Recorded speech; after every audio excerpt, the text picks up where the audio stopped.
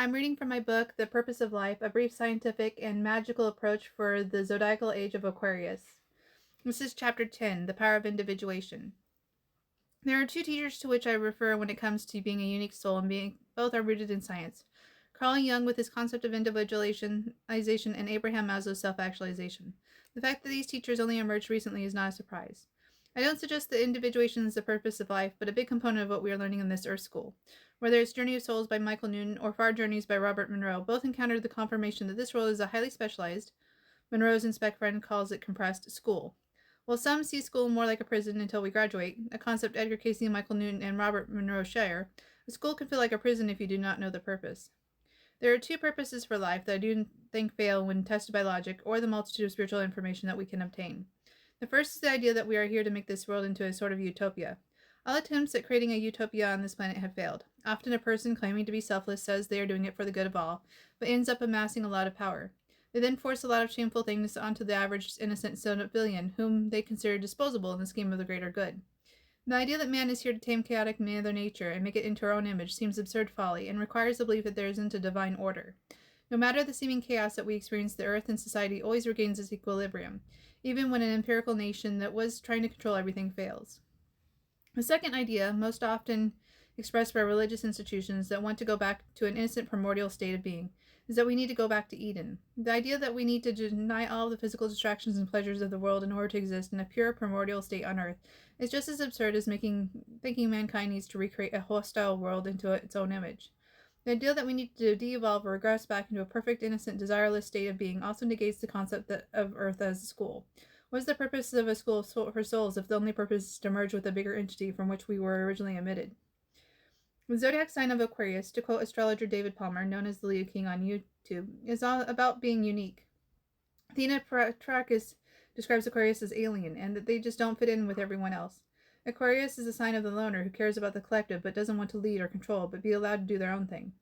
At this point in human history, as we come into the age of the human in indigenous North American prophecy, and the age of Aquarius, the emphasis is on being an individual.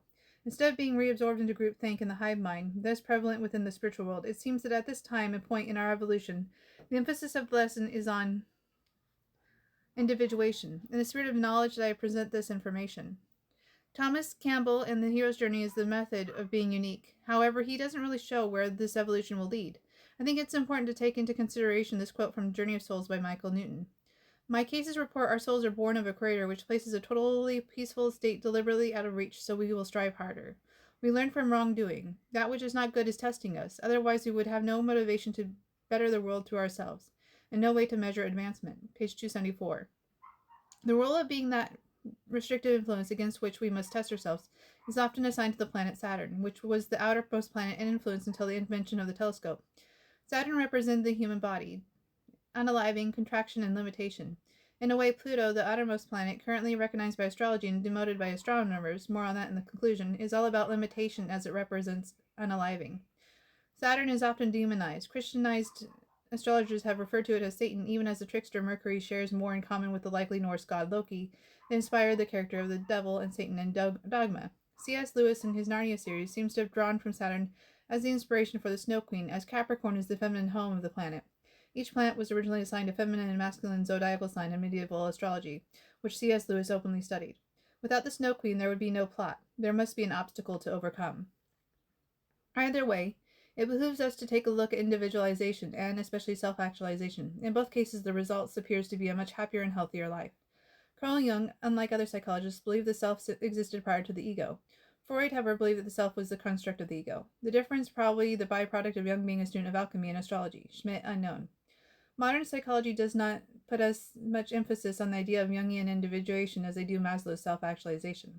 The definition of psychological individuation is the physiological, psychological, and social cultural process that a person uses to exert and attain the status of being an individual. Jung saw the relationship of therapist and patient as a process in search of truth that can benefit both. Individuation is the result of a balance between the collective and personal. His approach is very Aquarian in nature. Here's a quote from Jung. The aim of individuation is nothing less than to divest the self of false wrappings of the personal on one hand, and the suggestive power of primordial images on the other. Schmidt, unknown. Another great quote from Jung on the subject invokes the hero's journey. Individuation is a heroic and often tragic task, the most difficult of all. It involves suffering, a passion of the ego. The ordinary empirical man we once were is burdened with the fate of losing himself in a greater dimension, and being robbed of his fancied freedom of will. Schmidt unknown. While Jung appears to see individuation as an endless process, and his personal writings seem to suggest that any attainment is impermanent, Maslow sees self-actualization not only as attainable, but studied people he felt were self-actualized. Therefore, Maslow's self-actualized individual is someone operating day to day at their highest potential and happiness. While it may be a continuous experience of self-realization, there is a way to reach a plateau. Maslow created a pyramid that represented a hierarchy of needs. He believed that as long as you are operating on the lower levels, you will not attain the highest levels. The bottom level is physiological needs. The second is belonging and love. The third is esteem. The fourth level is cognitive. The next is aesthetic, then self-actualization, and later in life he added a final level of transcendence. Those of us who step on the path of the seeker are pursuing self-actualization. Maslow believed that only 1% of the population is self-actualized. Most people get stuck at the lower levels. If you're struggling to feed yourself, you can't contemplate divinity or a higher plan for humanity. All you care about is obtaining your next meal. If you have trouble feeling loved or accepted, you may focus on that, but that is a tricky level because you have to come to love and accept yourself first via the shadow. Esteem is another tricky level because it's not really self-esteem or feeding the ego. It's holding yourself as a priority in your life because you believe that you're worthy. Cognitive is the ability to have the time to think about the bigger picture, which is luxury. A soldier on a battlefield won't have the time to think of the bigger picture. Just the current skirmish. Soldiers may have a purpose, but notice it is not one of the levels in Maslow's hierarchy of needs. Maslow describes self-actualized people as being stable, grounded, happy, and satisfied with life. They are people who do what they love and share their passions with others. The fascinating thing is that Maslow never referenced the chakra system, yet his hierarchy of needs match up perfectly with the 7 chakra system. The ancient wisdom once again resonates perfectly with modern science. If you read Maslow's book, The Pathway to Reaching Self-Actualization is kind of sketchy. He didn't write the how-to guide, but just elaborated on the different steps of the pyramid and what they meant. Again, he believed that few people achieve or will ever achieve self-actualization. He does not seem to consider himself self-actualized. Since his work was mostly observational with a little bit of his personal experiences mixed in, it doesn't tell people how to work with or master the different levels of the hierarchy of needs pyramid. And that's one of the reasons that I prefer to use the chakra system. That is a well-developed system that you can mix with the science of aromatherapy and science of color therapy to help work your way up the pyramid to that point of self-actualization. At the same time, I agree with Maslow that it's not as though we reach that point and stop improving. That is one of the reasons I believe that in his final book, Maslow added transcendence above self-actualization. Only those who read his books will discover this additional level, however, as it's not taught in psychology classes. Ultimately, the hierarchy of needs pyramid is an inward journey that must be accomplished by the individual. Schools in the late 90s and early 2000s tried to improve children's self-esteem by giving them awards for participation. Overwhelmingly, the evidence has come in that this attempt failed horribly. Children report that awards stopped having any meaning. One of the things that Maslow points out in his book is that esteem comes from a sense of accomplishment. That can come from completing a project or a job well done, but means nothing if even those who didn't really try are also praised. This is also why the love and belonging level isn't actually achieved by being accepted into a group. There have been plenty of people who've joined a movement or cause and left it because it didn't bring the acceptance they wanted.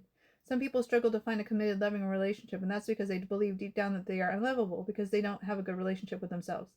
The Hermetic axiom, as within, so without, is a deep statement reflecting that we only receive and achieve in the outer reality that which we create within our own inner reality.